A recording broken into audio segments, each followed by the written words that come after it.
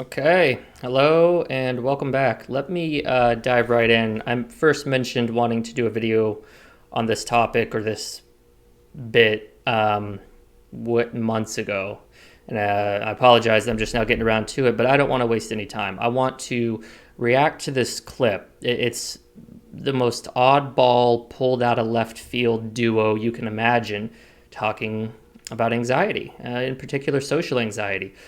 Joe Rogan and Rob Zombie.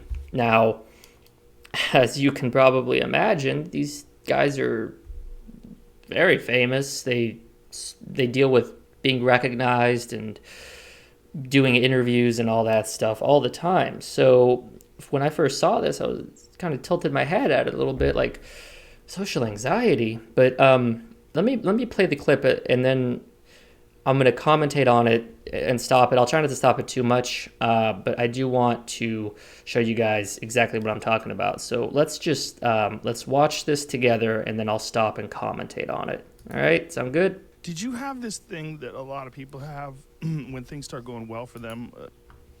Okay, this is where it starts to get interesting. You have sort of like imposter syndrome.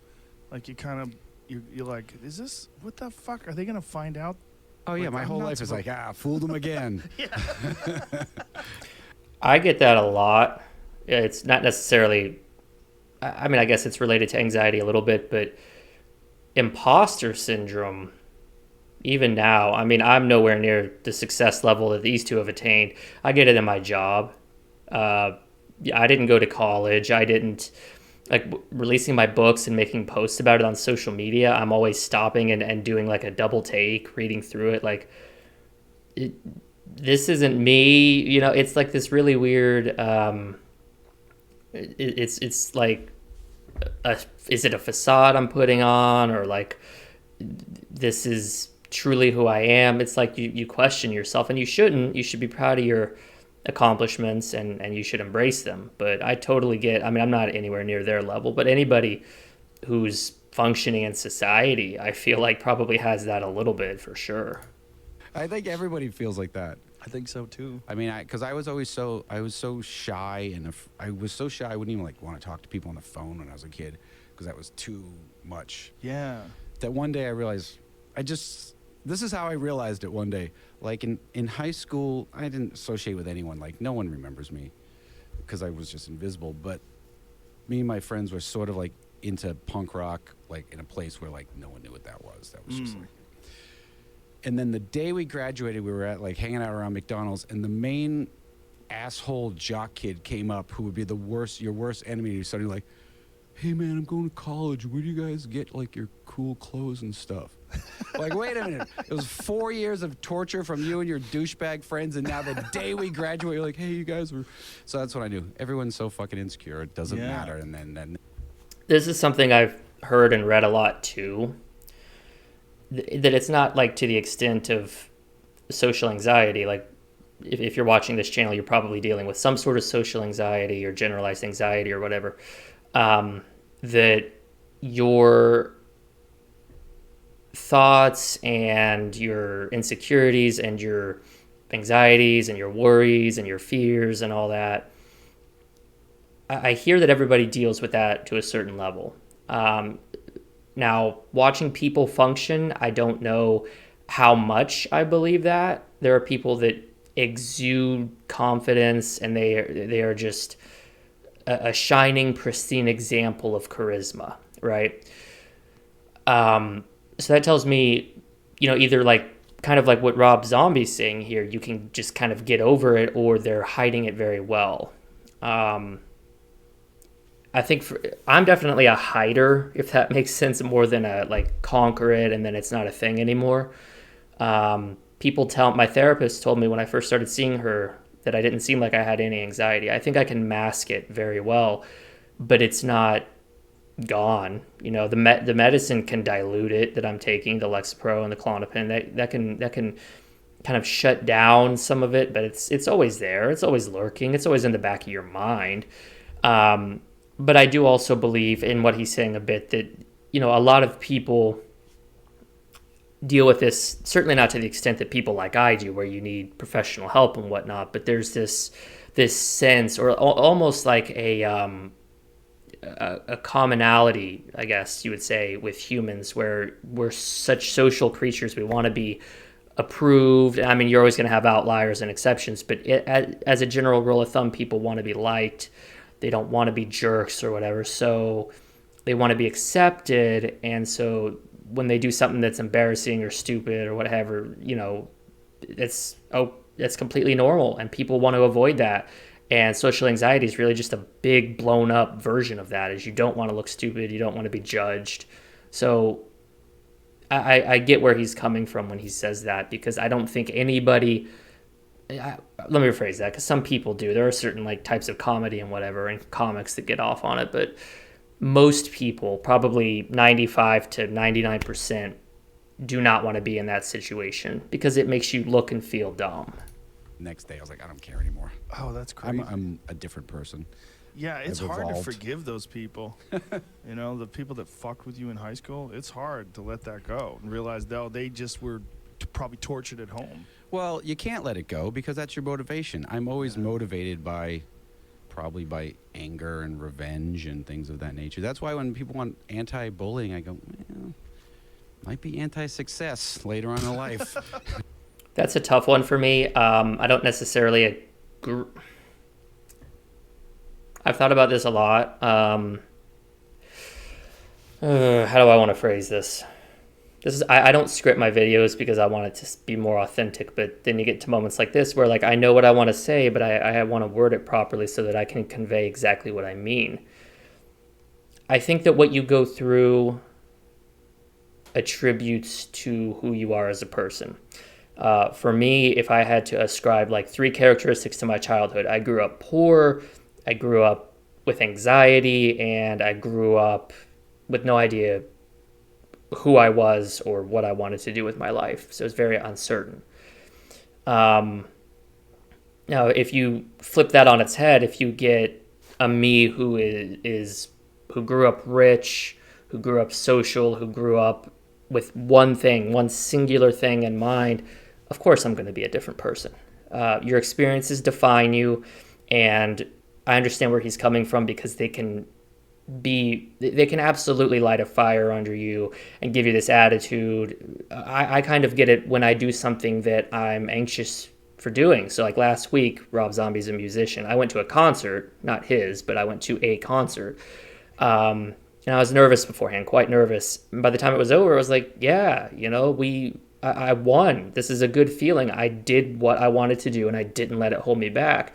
And that goes with people too. You grew up in a broken home, like I did, or if you grew up with a certain frame of mind, it works in the opposite way too. If you grow up super, pampered, and you have a silver spoon in your mouth, and you don't have to deal with the realities of the world, and then all that gets taken away, you have to go make your own way or whatever. It's a culture shock.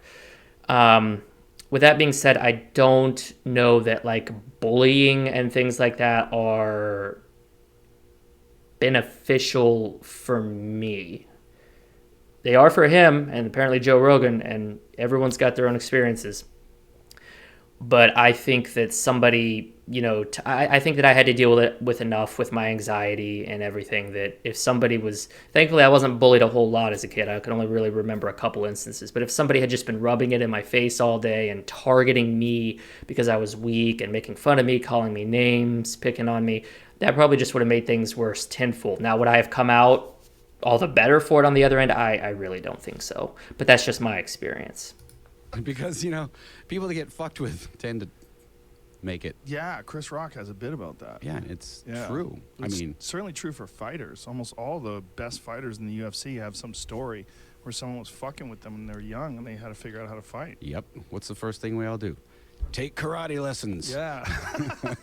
Well, even Chris Rock's bit involves Steve Jobs and a lot of other people. Like, do you not want Microsoft? Like, yeah, no, it's super true. It is super true, and it's also it's interesting that you said that you had social anxiety. So many people that become entertainers also had some form of social anxiety when they're young. Yeah. That surprises me, for sure. He is talking about it in the past tense, so it could be like when you get in the public eye. I mean, I guess you have to. It's sink or swim, right? Not to say that there aren't private celebrities or people who don't share their personal lives. There certainly are, and there's different levels of success. I don't know, if you could be like a Brad Pitt or somebody and have social anxiety, because you're going to get so eventually, like, even social anxiety, like, you can get desensitized to anything. I truly believe that. So if I was to go out, my anti-job, right, my, like, the one thing you could not pay me enough to do would probably be a combination of public speaking and selling. So like maybe some form of like business to business sales where I'm traveling to different businesses and I'm walking in and I'm presenting to a room of people why you should buy my product or my company's product or whatever. Total nightmare for me. It's not even something that I think I would take a 2 or 3 times salary bump to do. But if I was in that position and I did it every day, eventually I'm going to get desensitized to it. I might still be miserable, but I'm going to get desensitized to it. So he is using it in a past tense, which I find very interesting. Not a lot of people, not a lot of celebrities anyway, seem to deal with it in their day-to-day. Or if they do, again, they're either very good at hiding it or they've overcome it. But this gets really interesting. Listen to this. Yeah, I had to do this thing the night before last. I was presenting this award to somebody at this event.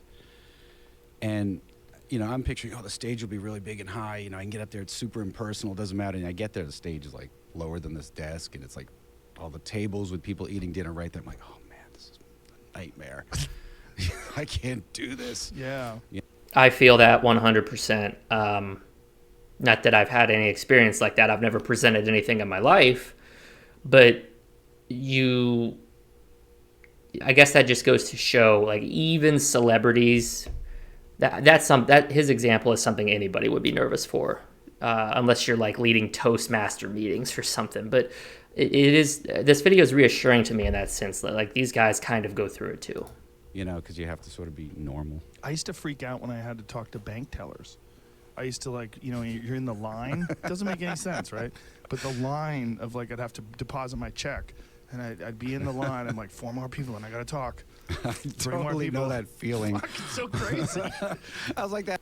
100% this as well. If I'm ordering food at a restaurant, or not like a restaurant, because a restaurant's waiter waitress very one-on-one, but like McDonald's, or if you go in or whatever in the drive-thru and you're waiting your turn, it's like it builds up this anticipation, and then it peaks the moment you're like walking up, and it's just. I hate that feeling, but he's dead on with how he describes it. Like, God, I don't want to do this, and it's getting closer and closer and closer. I was like that with my own, not my family that lived in the house, but if like an uncle came over, I'm like, I can't deal with talking to Uncle Bill. I'll be upstairs. Call me when he leaves. Yeah, and then it's crazy that a guy like you winds up singing in front of fucking thousands of people, playing guitar in front of thousands of people. I wish I could play guitar, but I will sing in front of the people. It doesn't bother me. It doesn't matter. Like, it's like, it's a festival. It's 100,000 people. I'm like, who gives a crap? It's crazy. So but there's 2 people out there that want to say hi. I'm like, oh, that's weird. Yeah, especially if they're right in front of you. Like one of the weirdest shows that any comic ever has to do is shows where there's a really tiny audience, like at the Comedy Store at 1 o'clock in the morning, and there's like 5 people. That's brutal. It's just so weird. It's like 500 people, no problem. Yeah. 5 people. That's why starting, like, when people are like, oh, do you ever want to go back and play clubs and more intimate setting? I'm like, no. I want the shows to be bigger, as impersonal as humanly possible. I can see why he says that. Because you're just, from my side too, like, would I want to be in the audience of 5, like Joe Rogan mentioned, or an audience of 10 watching a band or a comedian perform?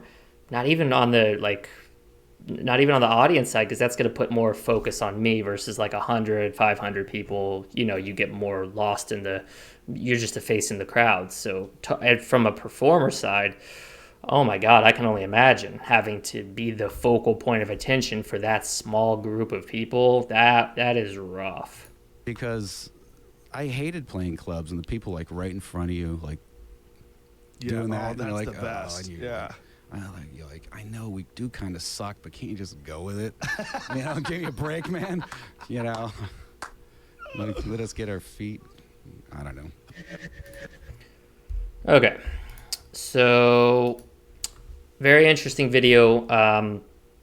That again just kind of highlights that there's a lot of recurring themes in humanity, I guess you would say. There are things that everybody's going through, or most people are going through, and celebrities certainly are not an exception to that. Although I'm sure they get more exposure, and I'm sure that they do have a lot more experience in dealing with it. So it's a very interesting video, and I'd like to do more of these kind of like reaction content to videos like this, because I think it's interesting to kind of they kind of pull the curtain back to their brain a little bit, and I can either recognize what they're saying, like, oh yeah, I agree, my anxiety is a similar way, or I can be like, oh, mine is totally different. I have no idea. Like he said, one day he woke up as a completely different person. He's like, he doesn't care. Well, I would love for that to happen to me. God knows, with all the medication I'm on, I'm still not there. But that's the beauty of it, is that everybody does have a different experience. So I don't want to make this too long, but let me know if anything in that clip resonates with you, if you agree, disagree with what was said, or if you have any sort of experience similar to it, like if you've done a show, like if you played in a band, or you're public speaking, comedian, whatever, if you've ever done anything like that, or if you want to, but maybe you're feeling held back, or if you would ever even consider doing something like that. Thank you again to anybody who's watched, and I hope you guys have a great day.